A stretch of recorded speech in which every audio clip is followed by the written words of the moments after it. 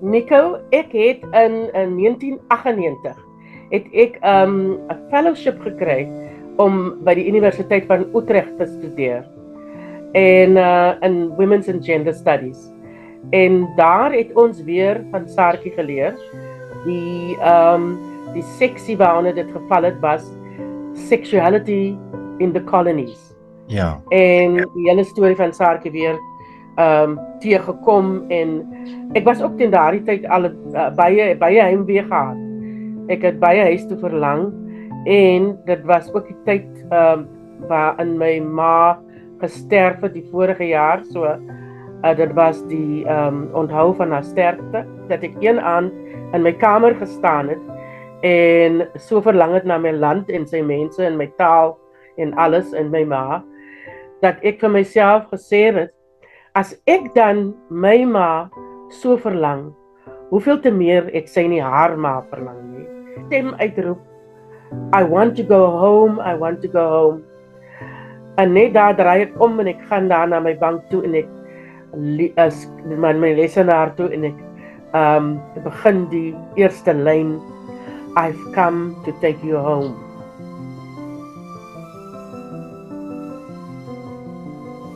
I've come to take you home. Home. Remember the veld. The lush green grass beneath the big oak trees. The air is cool there. And the sun does not burn. I have made your bed at the foot of the hill. Your blankets are covered in buchu and mint. The proteas stand in yellow and white. And the water in the stream chuckles, sing songs as it hobbles along over little stones. I've come to wrench you away, away from the poking eyes of the man-made monster who lives in the dark with his clutches of imperialism, who dissects your body bit by bit, who likens your soul to that of Satan and declares himself the ultimate God. I've come to soothe your heavy heart. I offer my bosom to your weary soul.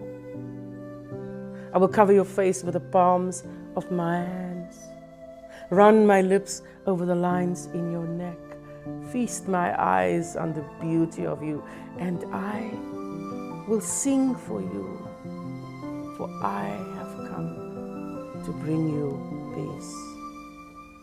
I've come to take you home where the ancient mountains shout your name. I have made your bed at the foot of the hill.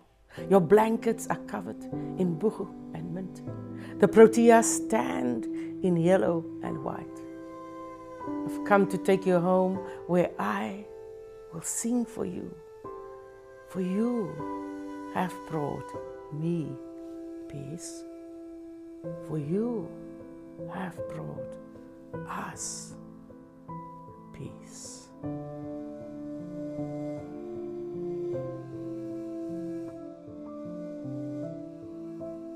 En hulle het die geskiedenis van Afrikaans geken nie, hoe dit ontstaan het nie. En toe ek vir myself gesê, luister, dit is tyd dat die mense hoor van hierdie mooi taal wat in Afrika gebore is, 'n Afrika taal, een van die jongste tale, en toe en jy weet dit het net so in een slag gekom. En dit was vir my net noodsaaklik, Nico, dat ek die verhaal van die taal vertel soos ek dit verstaan. Omdat deel is aan my kultuur, né? My kultuur is deel van my identiteit. En as ek onseker is oor my identiteit, wat gaan met my gebeur? En is vir daardie rede wat ek het geskryf het.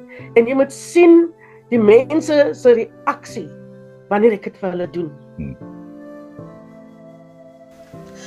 Dit is, het hulle gesê, die taal van die onderdrukker. Dit kom, het hulle gesê, uit die mond van Europa. Dit het hulle gesê, 'n enkele styl, net een vir kommunikeer. maar uit die buik van Afrika kom sy. Uit die monde van slawe, Europeërs en inheemse volke. Dans sy op die maat van oeroue tromme en handgemaakte gitare. Dra sy kostuums van vele kleure en sing sy in 1000 stemme. Nou, na die stormjare, dans sy nie meer so flink, maar sy omhels die skouers van haar susters en kus versoenend op elke wang. Aan die geveg oor identiteit het sy geen erg. In die Afrika Renaissance vind sy haar weg.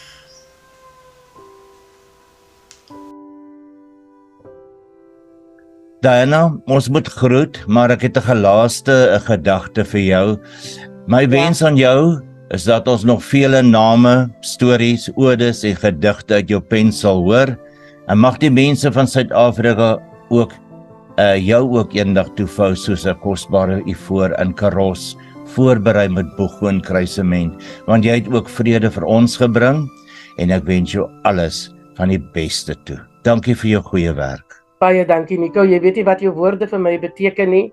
So poëties gesê, ek sê baie dankie vir jou ook, dat jy dit goed gevind het om 'n onderhoud met my te voer, en dat ek jou my storie kan vertel. Baie dankie vir jou storie.